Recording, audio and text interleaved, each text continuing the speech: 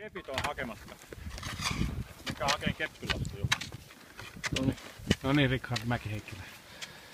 Huomenna on Oloksella kisat. Miltä tuntuu? Hyvältä tuntuu kyllä, että nyt tästä justi tehtiin suksi tehty tuohon mäkeen ja testattiin 8 paria suksia. Erittäin hyvältä näyttää kyllä, että kyllä löydettiin muutama potentiaalinen pari huomisaamuksi.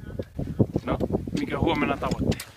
No, huomenna tavoitteena on vetää hyvä nousujohteinen kisa, että ensimmäinen distanssikisa miesten joukossa, niin katsotaan kuinka lähtee. Nyt on kyllä ollut hyvä fiilis viikolla ja on päässyt hyvin treenaamaan täällä hyvissä olosuhteissa. No, kuka huomenna Lenkkenin parantamassa? No kyllä mä uskon, että tää punotakkinen kaveri on, että kyllä Lindeli pistää kovasti vastaan, mutta kyllä katsotaan nyt. Katsotaan nyt. Tak, tak. Tak, tak. Okei, Jonas Lindell. Marraskuun puoliväli ja tärkeät Oloksen kisat lähestyy. Milkä nyt on fiilikset? Hyvät fiilikset, että huomenna lähdetään kovaa kisaan.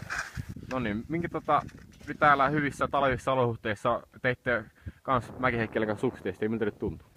No sukset oli hyvät ja uudet sukset oli tänään paremmat ja niillä mennään huomenna. Okei, no minkä nyt oli seurataistelu. Mäki-Heikkilä vastaan Lindell alkoi viime viikonloppuna Vuokatissa ja Mäki-Heikkilä otti ensimmäisen kiinnityksen kultaan, niin miltä nyt huomenna lähdetään alta vastaan ja Rasamasta iskemään? No, huomenna on uusi päivä ja kyllä mä luulen, että tää vihreä takki täällä niin vie voittaa. Ai luulen, että 10 persa on niinku sun heiniä? Kyllä se on. Vähän lyhyt, mutta kyllä se siitä. No joo, katsotaan kuinka huomenna käy.